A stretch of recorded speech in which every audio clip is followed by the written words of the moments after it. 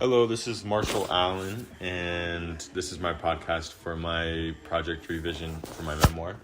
And today I'm here with Noah Gallegos. Hello. And then Manny Gallegos. Hello.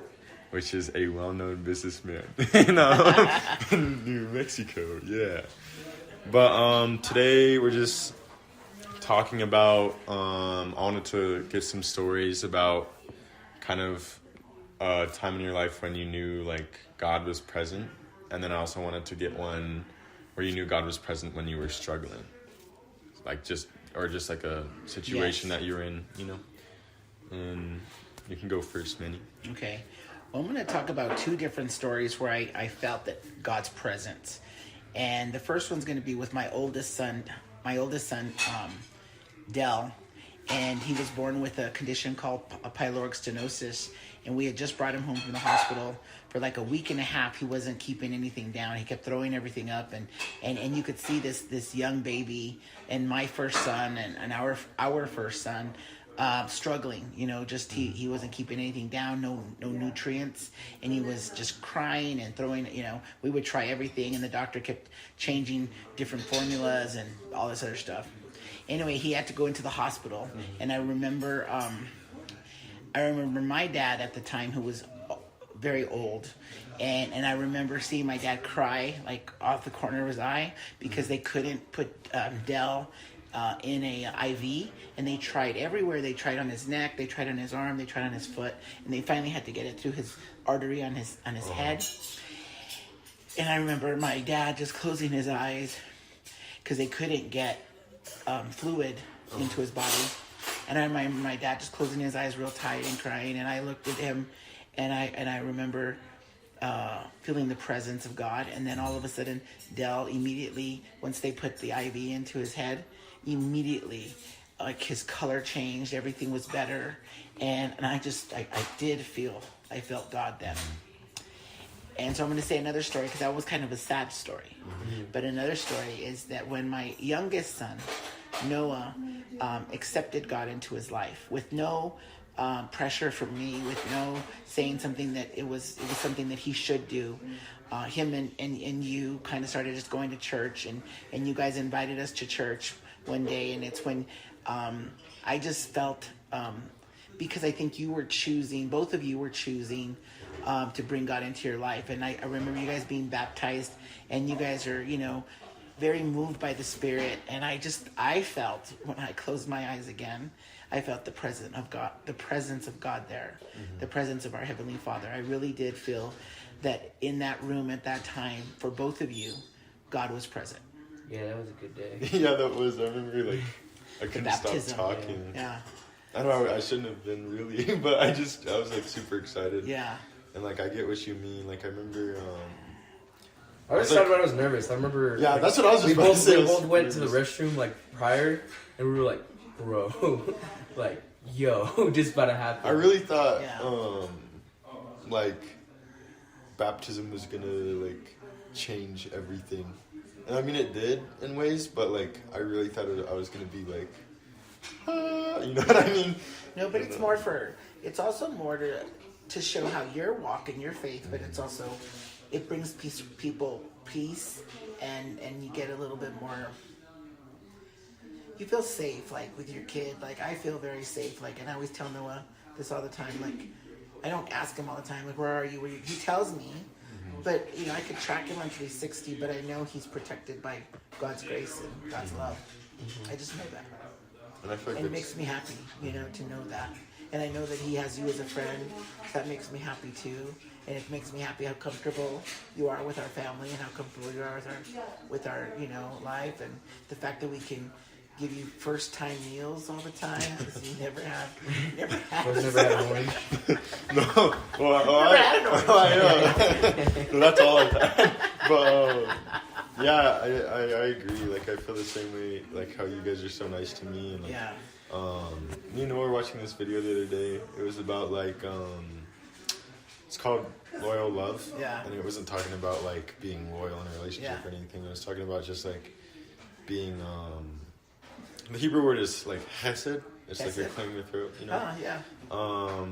but it basically just talks about like always being there for somebody, like no matter what, like Yeah. through the hard times, the good times, like all of that. Yeah. And like first thing that popped in my head is like not just because I was with Noah, but like just like your family is just always so nice to me, and just Yeah. like takes care of me, and like Thank you. it doesn't feel like I'm like at a friend's house. No, Really, you're it not feels like anymore. I'm like No, I don't think like we got away from the friend's house type thing. yeah, like I You feel can come like here for anything, you just ask, you know, or like I said, you're hungry and it's there, it's yours. Like you just gotta, you know that, and all of you know, Dell's brother, or you know, Noah's brothers, and all that, you know, they love you too. Because even Zach, who's hard to crack, and Dell, of course, even yesterday, but even Dell's friends on Friday night, they're like, "Weren't you 5'8"? Like Yeah. a year ago?" Stupid. yeah, They're so I remember telling Noah about that. I was like with Dell, like I remember I was so kind of afraid to meet Dell just because of Yeah. like how Noah talked about him.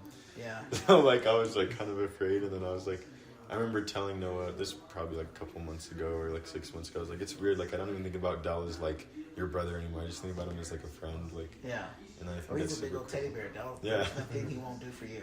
Yeah. He's a good guy, that Dell. And I'm very fortunate. I mean, that's one thing. I'm very fortunate with all three of my sons because they're all good. That's always like something I've thought about too. Is like you have to do something like right, because I mean all of like your sons are just like they have a lot of they're very integrity. loyal to me. Yeah, exactly. Like Very loyal to loyalty. They have a lot of integrity. Yeah, like a lot of respect. and And what's the everybody word? says that, like to me, they go, it's such a great compliment when your sons walk into a room and they hug everybody, they talk to everybody. They're not like afraid of adults, and they do. If the adults talk to them, they don't like look at their phone. They engage, you know. And I think you're like that, Marshall. Yeah. You know, you're very good with talking to adults and getting words out of people, and that's a very special gift. You know, it's a very special gift to make connections, because there's a lot of people that are anxiety stricken, that are, I don't feel like talking because I'll get seen and I'm embarrassed. You know, I think with you and Noah, like with people who talk to you and they reach you, you guys represent very well for kids your age or young men your age, you know? Oh, here comes loud ass. Oh, you have to cut that out. Cut it out, cut it out. No. can you cut that? Can you cut that? He's like, Can you cut that? We're doing our podcast. Well, to speak on that, like, I mean, Marshall does have that ability, and, like, I mean, I've seen it, like, with people, like, our friends, like, people just go up to Marshall and ask him for advice. Like, Yeah. Marshall's a big advice guy, like, with people that they don't even, like, talk to him, like, Yeah. like, there was this girl, Lily, who just, like, we hadn't talked to for, like, maybe a year and a half at that Yeah. point, just, like, walked up to him, asked for advice, and, like, there's so many, like, situations like that, and people do that. Like, our friend Jake is a big example. He asks Marshall for a lot of advice. So, like, I mean, Marshall has, like, Yeah. I've noticed that, like, innate ability Marshall has. Nice. We're just doing a podcast real quick. We just have to finish a school project. And then we'll, okay? and I feel like it's also rubbed off on Noah too. Like Yeah. from the first time like I met, not first time I met you, but like from like us starting off as friends to Yeah. now, like you're definitely like a lot more talkative and just like Oh, yeah. I mean, I'm not, like, I wasn't naturally the most, like extroverted person. Yeah. I was more introverted. And then, like, you and Gabby has definitely brought it, like, you guys are both that, like, natural extroverts, so, like, it brought it out of me. They're goofballs. And then what about you know like the questions I asked? You want me to repeat them? Or? Well, okay, so I don't have, like, I have, like, one big one. Okay, so, like, one small one. I've told you about it, but it was, like, I remember, like, I was just in my room, and, like, I didn't want to read that night. So I was like, whatever, I'll read tomorrow. And, like, I would, like, roll Weren't you back. playing on your Xbox? No, I wasn't playing. Like, my Xbox was off. Like, TV was off, Xbox was off. And, like, I just, like, kind of rolled over. And I just hear, like, the TV and the Xbox turn on. I'm like, it's weird. And I get up, I turned it off. And I was like, and then, like, I kind of, like, thought about it. And then it was like, you should read. And I was like, maybe. And then, like, I rolled over again and it turned on again. And I was like, okay, maybe I will read. And then, so, yeah, I did. And then the other time, like, the whole, like, realty school experience with Dell, like, it was a good experience and I appreciated it, but, like, kind of like that whole experience helped me kind of realize, like, I kind of see it as God teaching me, like, hey, like, don't be so stressed out and worried all the time. You're worried about everything all the time. Like, don't be like that. Like, I'm good. You're good. I got you. And, Yeah. like, that's what that whole experience kind of taught me. Nice. And so, like, that was definitely, like, a big change in, like, how I perceive things and how I thought of things. I feel like there's been a lot of times where like I've like not well yeah I felt God, but like that He's just shown Himself, and I'm just like, okay, like you know what I mean? Like Yeah. like I remember there's one time where I was praying for one of my friends, and I was like should I like tell her about something? Should I just like ask her to come to church, you know? And then I was just praying about it, and I was like, yeah, you know, this is like my early stages of like just becoming a Christian, and of course like God would want me to ask somebody to come to church, but Yeah. I was just like, just show me a sign. And then like literally I opened up like my TikTok, and there hadn't really been anything like church, anything like that, and the first like video that pops up is like, invite a friend to church this weekend, and I was like, dang, like it's just like crazy. Yeah. And I think it's like, I feel like every time I read the Bible, like God kind of shows Himself to me. Like I always pray about something right before like right before I read, or like I just talk about something right before I read, and then I read, and it's like literally like one of the verses just kind of just like, Yeah. yo, like pointing right at me, and it's just, I think it's just kind of crazy. And I feel like One of the things I guess I could say too is like I lost my parents very young. Mm-hmm. I lost my dad at 25. I lost my mom at 28. So you think about that, like that'd be by the time Dell's 28 right now. Mm-hmm. Think about him not having me. That would be That'd be difficult, tough, right? yeah. So I think sometimes like also when you guys go to church and you guys hear about these people who were drug addicts, were this, that, and the other, were alcoholics, and then they turn their life to the Lord and they have these major testimonies. I guess one of the things I was going to tell you too, because you said struggles. You know, I've lived through life where there's some hard times, but sometimes when you think about struggles, and sometimes I think even as a Christian, you think, well, I have to hit rock bottom. I have to hit low, because that's when God presents Himself to you. And you really need to not think that, because the reason sometimes your life works out so amazing, and the reason that you are touched by God, is because you're kind, and you think about things, you think about people's feelings, and you think about that. So there could be a time where you never struggle, or you never see anything as others have seen it. And that's why you have to really thank God every day. Like, I mean, like even with my knee surgery, I've had the hardest time like with this, because I'm used to like moving and going and doing stuff, and I don't like being yesterday I was hurting. Like I would do a little bit and I want to sit down again, because this knee thing has really kind of knocked me on my, you know. Yeah, that's like butt. a big procedure. And it's really kind of affected my psyche a bit. But at the end of the day, I still wake up every day and feel very grateful to God for giving me everything that I feel like worthy of. You know, and that's what the thing is. And Margaret and I talk about that all the time. Is we want to give our kids the ability to feel worthy of what's around them, worthy of their life, worthy of their partner, worthy of their career, worthy of what they drive, worthy of the life they create for themselves. You should never feel less than. You should never feel like I can't do this because I don't deserve this. Bullcrap. And I'm talking to you. I want all my kids to feel very worthy of themselves and the life they create for themselves, because you do deserve it. You've never let us down. You've never let your parents down. You've never let your grandparents down. So any success that you derive, anything you want to do, anything you set for yourself, to even play basketball and notice that you're getting better and you want to do all these things, you deserve that because you put the work in.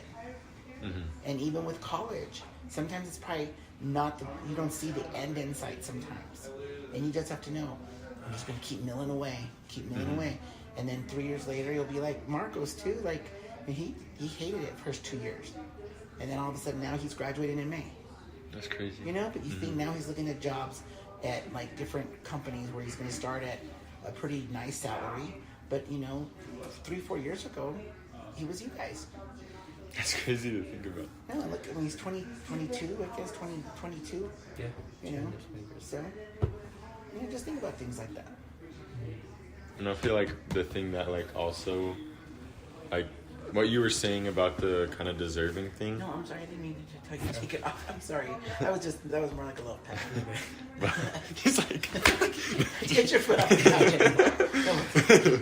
no, but the thing is like, like I remember after a while, like I used to feel like what you said, very like undeserving of everything Yeah. I had, because like I saw all the stuff I was doing and I was just like feeling very undeserving, and then like I came to a point like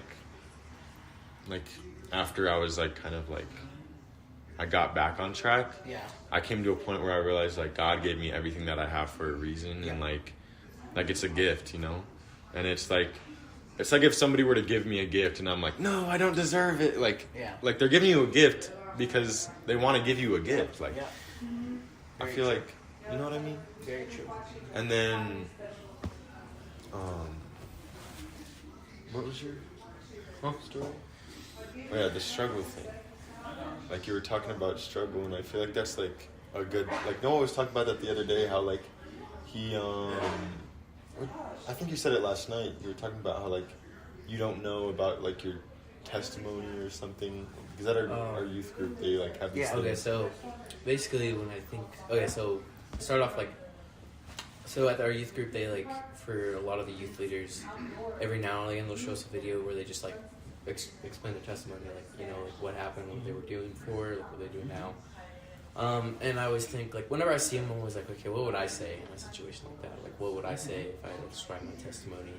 Because I always think, like, and part of it stems from, like you said, like, you know, there doesn't have to be some, like, big, crazy journey to, like, Christ, or, like, and one of the youth leaders that Javi brought in explained it really well. He was like, you know, those stories are awesome, where people like come like defeat drugs, do this, do that. There's great stories, but it's like it doesn't have to be like I have to do drugs and then not do drugs. Like It's like I haven't hit rock bottom. Like, No, I think a lot of and you know, it's a negative thought as a young Christian too, because you're like, you feel almost as if like you're put at like you don't have the like prerequisites. yeah, no, like you don't have the same path, and that's how you can think about it. Is your path wasn't the same? because like I remember I used to think like, well, I wasn't doing drugs or anything, and like, so I was like, Well, should I go? this do is that gonna and be come harder back? for me. Yeah. Like And I I was was- like, this is gonna be harder for me to figure out. And funny enough, like Kanye said like something really well. Like I was watching one of his like sermons, and he was talking about like how not everybody's path is the same. Yeah. And like not everybody's gonna go to the same verse at the same time. Not everybody's gonna have this certain experience at the same time. So when people are like going through something that you don't understand, you just gotta realize like it's not the way that you went through it, but it's the way that they're gonna go. Like I feel like I'm That's explaining exactly it kind right. of bad. No, you're not. That's exactly right, and that's why I think people, especially young people, admire Kanye, because you could have all the financial gifts in the world, more money than you could ever spend in multiple lifetimes, and he's still saying it's not enough. You need to be fulfilled spiritually. And whatever that is for you, and that's what I do think. I think he's very misunderstood. I think he does have some issues that probably need to be dealt with from a mental perspective. Yeah. But to be honest, a lot of how, when he's in a good state, he talks very well about people's path and how it could be different. You know, because like he loved his mom. He was in a single mom household, you know, and everything he did just to impress his mom. Everything. His mom was like the most important person in his life. And if you know about like where he grew up in Chicago and how he came out, and there was that whole documentary of like some of the things about, he knew respect first to his mom, and that was like period, nothing else mattered. But like you look back at his life and what he did to put himself in the forefront of like people like Puff Daddy and Jay-Z and all these other people and the collaborations, because he wanted to build that legacy of his life first so that he could fund other things. And even when he did his like that album, the Jesus Walks? Jesus is King. But like all that stuff, he had a following, because I always think in order to be a leader, you have to be a charismatic leader. And what a charismatic leader is, and I do remember this from church, believe it or not, even growing up as an altar boy and stuff in the Catholic Church, is they used to say, let's pray for our charismatic leaders and the leaders of their church, because it would basically mean you could go out and give your testimony, but let's pray for people to be charismatic, to reach people. Because what charismatic means, you can walk into a room and people go, wow, I want a little bit of that. I want to see what that person has to share with me. And to me, that's charisma, because charisma works in different ways. You can be a charismatic salesperson. You can be a charismatic athlete. You can be a charismatic teacher. But a charismatic person, what I believe what charismatic means to me, is the ability to build a connection. Because once you build a connection, people will follow you. And then one thing I was telling Noah too, this was like probably towards the beginning of the semester. I was like telling him, like, when you're trying to, like, I guess bring people to the church, like, I told him that there's like an influencer and then there's like like somebody that's getting influenced. And like as Christians, we want to be the influencer. Like, we want to influence on other people. Like what it says, like, show people God's love. And like one thing that's always in my head is like, show people like the love that they don't think they deserve. Yeah. Because then I'll like just think like, what's different about that person? Like, what's different that sets up them aside from everybody else? Correct. And then like what you said, it's like you got to be charismatic with it, and you just got to show them like you're different, you know? Yeah. And that they're worthy of the connection. Exactly. I mean, that's the key thing, is that, and Margaret and I talk about this all the time with these young kids that are in high school right now. Nobody feels worthy. There's a lot of people who don't feel worthy of their lives. They don't feel worthy of where they are. They don't feel worthy. And it's your generation. It's very interesting that you got a lot of parent love in different situations, and maybe not everybody, because a lot of people are growing up in single parent households. But a lot of people are growing up with a lot of parents that want to take care of everything for them, but then they realize you're building these kids who don't know how to take care of themselves. But I think a lot of parents, like Margaret said, a lot of kids, I don't know if it's the post-pandemic, like COVID, that something is missing in some kids, or there's some worthiness that kids do not feel worthy of their lives. I would think it just has to do with, like, I don't know. I don't want to say I don't want to say like you can digest any sort of content at any time now. Like, I deleted YouTube on blah blah blah on my phone because, like, I don't want to be able to absorb any sort of content at any point just by pulling up my phone. Yeah. Because it takes you out the moment. Yeah. And that's what I'm working on right now, is like trying to be more in the moment. And I feel like I don't want to be cringe and say like it's social media, guys, but like I would think it has something to do with it, because like you think about it, like, what happened to your brain? Like on TikTok, like that's one thing that I always think about. Like, you're swiping, like I bet you can't even recall one video you've seen like in the last 5 minutes of scrolling. It's just it's like how in the moment are you? Like, you gotta, I kind of really think about that recently a lot, where it's That's like, good. you know, like I want to you want to be more in the moment, and you know I would think maybe they're taking themselves to a point where it's all on their phone, and it's like, I don't know how to describe it. As I'm pulling out my phone. Oh yeah. I just got one of those things, a reminder about my student for work school. Good? Are we good? yeah, we're good. That Thank was you a good guys session. so Show much me how for. many minutes it was. It was I'm kinda 23. curious. 23 Yeah, minutes? yeah. That was easy. Well, That's good. yeah, it was good talking with you guys. Thank you guys so much It for. very much like conversation. Yeah, that's what I like It too. might be a hit podcast. I know. Wisdom with Manny G. Wisdom with you guys. Listen to Manny G. Wisdom with you guys too. Well, thank you guys for listening, and have an awesome day.